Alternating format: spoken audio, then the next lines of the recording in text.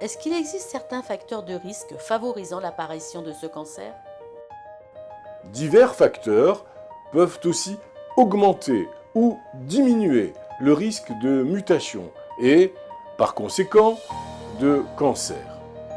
Les scientifiques croient que les facteurs suivants augmentent le risque de cancer de la prostate. L'âge,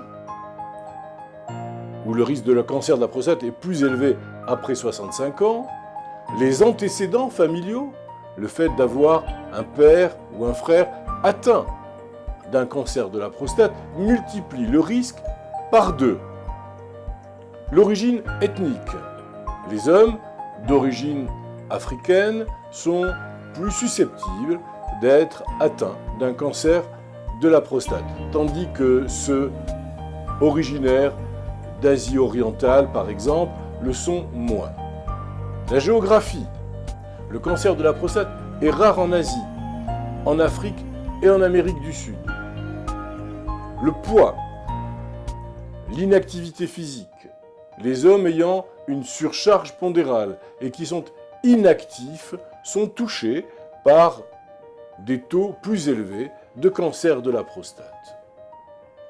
L'alimentation.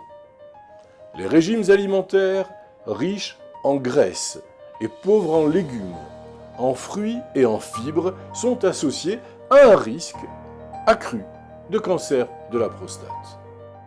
Quels sont les symptômes présents? En général, les tumeurs prostatiques cancéreuses sont de petite taille et ne produisent aucun ou peu de symptômes. C'est pourquoi la plupart de ces tumeurs sont découvertes seulement à l'occasion d'analyses de sang ou d'un traitement chirurgical effectué pour une hypertrophie bénigne de la prostate dont les symptômes sont souvent marqués. Je vous renvoie à ce que nous avons fait comme émission sur l'hypertrophie bénigne de la prostate.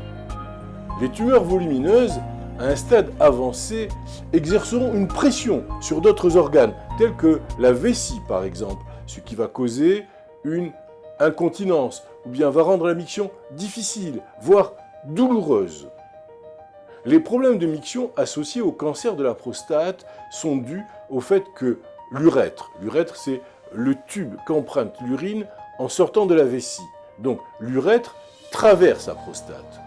Ces tumeurs nuisent par ailleurs à l'activité des nerfs qui vont déclencher l'érection, ce qui provoque un dysfonctionnement érectile.